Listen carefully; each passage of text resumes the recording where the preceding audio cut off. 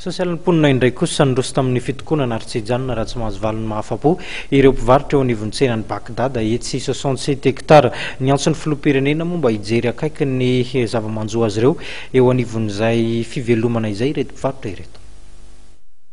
Telo andro tsy atogava'ny fehim-potoana napetraky ny komina anesorana ireo mpivarotra mahery ny 700 eto amin'ny tsenan'i Bagdad dia nanatanteraka fitokonana nanamafisan'izy ireo ny fanapahan-keviny amin'ny tsy amelan'ny tsena ary hiady hatramin'ny faran'izy ireo androany. Tsy eken'izy ireo ny fivarotana ny toerana amina mpandrarà misehatra amin'ny sehatry ny solika. Tsena natao anay ty dia hitongina io tsena ho anay foana fa tsy amena tombotsoan'olo tokana. Ety amadidina 67 nefa ny ety nefa ny tsisy toerana malalaka ny tirery nefa ny tsena eto amin'ny 67 tena moron-dalana zay no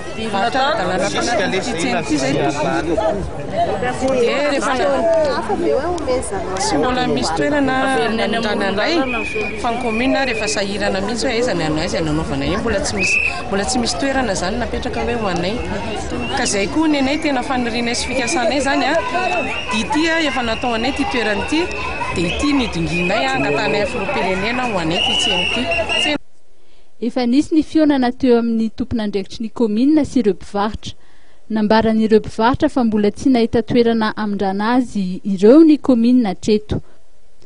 Raha ny fanazavana, tany nindramin'ny komina tamin'ny olon-tsotra ny tany ary olon-tsotra io indray no nivarotra ny tany tamin'ny mpandrarà amin'ny sehatry ny solika izay mikasa metraka tombon-tsolika eo amin'ny tany amin'izao.